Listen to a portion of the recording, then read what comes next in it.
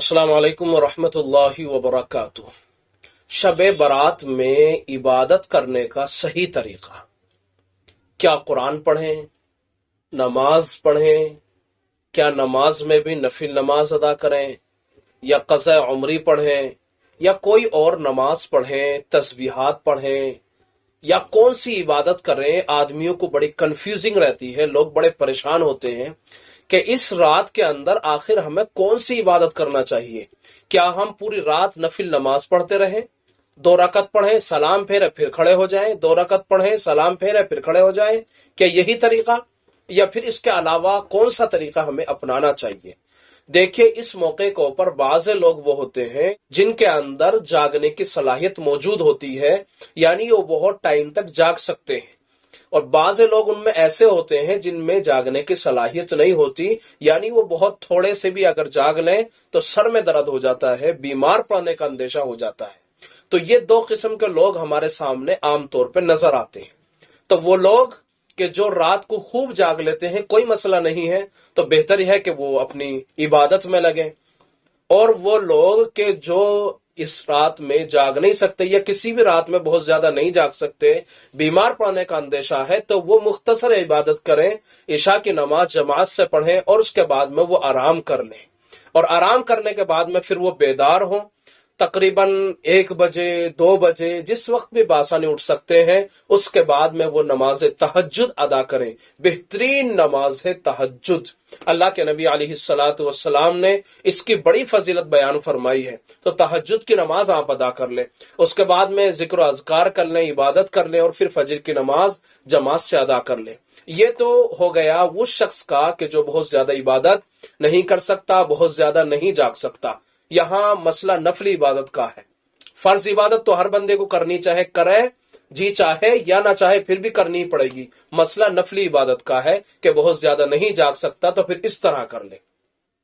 लेकिन वो शख्स जो बहुत ज्यादा जाग सकता है, वो इबादत करे। अब सवाल पैदा ये होता है कि इबादत क्या करे, क्योंकि इबादत, लफ्ज़ इबादत बहुत सारी चीजों को घेरे हुए है। आप तस्बीह पढ़ते हैं, इबादत है। आप जिक्र में लगे हुए हैं, यानी ला इलाहा इल्लल्लाह पढ़ रहे हैं, यह भी इबादत है। आप सुभान अल्लाह, अल्हम्दुलिल्लाह, अल्लाहु अकबर कह रहे हैं, यह भी इबादत है। आप किसी को नसीहत कर रहे हैं, यह भी इबादत है। आप किसी की नसीहत, दीनी बातें सुन रहे हैं, यह भी इबादत है। आप किसी दीनी मजलिस में बैठे हुए, यह भी इबादत है। आप नफिल नमाज अदा कर रहे हैं, यह भी इबादत।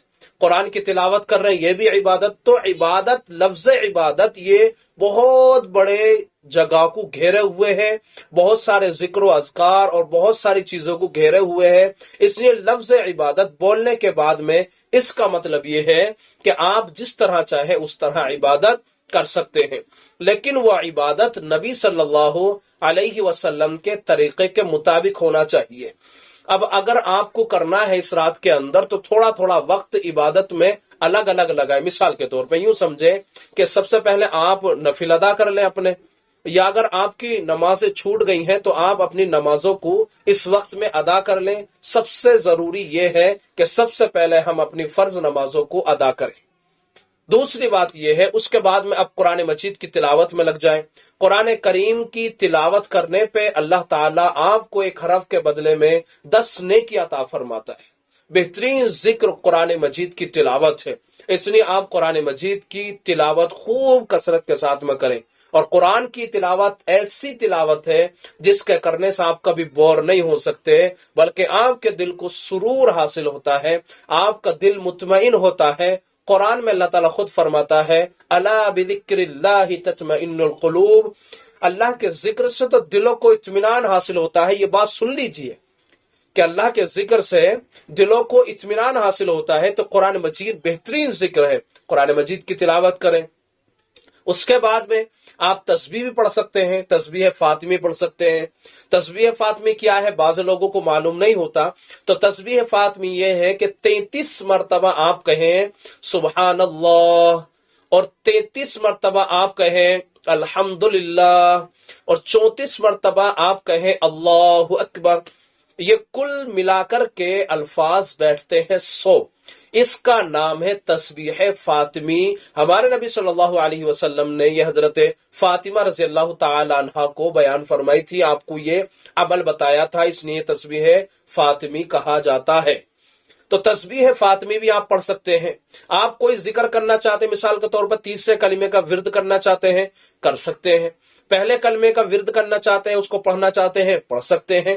آپ جو بھی عبادت کرنا چاہیں کر سکتے ہیں، لیکن آپ اگر جاگ رہے ہیں اور عبادت سمجھ رہے ہیں، صرف جاگنا عبادت کرنا عبادت نہیں، بلکہ آپ جاگنا عبادت سمجھ رہے ہیں اور گپے مار رہے ہیں اور سمجھ رہے ہیں کہ یہ عبادت یہ غلط ہے، یہ عبادت نہیں ہے، بلکہ عبادت یہ ہے جو میرے نبی صلی اللہ علیہ وسلم نے بیان فرمائی ہے کہ یہ ذکر کرنا چاہیے آدمی کو، یہ ذکر کرنا چاہیے، یہ آدمی کو کرنا چاہیے، اس طرح عبادت کرنی چاہیے۔ تو یہ مختلف وقتوں میں نبی علیہ الصلوۃ والسلام نے بھی ہمیں سکھائی ہے، یہ آفر کے طور پہ ہے، اس لیے آپ اس رات کا فائدہ اٹھائیں۔ شب براءت اس کے معنی آتے ہیں جہنم سے بری ہونے والی رات، ایسی رات جس میں اللہ تعالیٰ لوگوں کو جہنم سے آزاد کرتا ہے۔ تو کیوں نہ ہم اس رات میں اپنے گناہوں کی بخشش مانگیں، کیوں نہ اپنے گناہوں کو اللہ سے معاف کروا لیں، کیوں نہ توبہ کر لیں اس رات کے اندر۔ اس لیے میرے بھائی اور بہنوں، اللہ تبارک و تعالیٰ کی بارگاہ میں اپنے ہاتھوں کو اٹھا کر کے دعائے مغفرت طلب کرنا چاہیے، توبہ کرنا چاہیے۔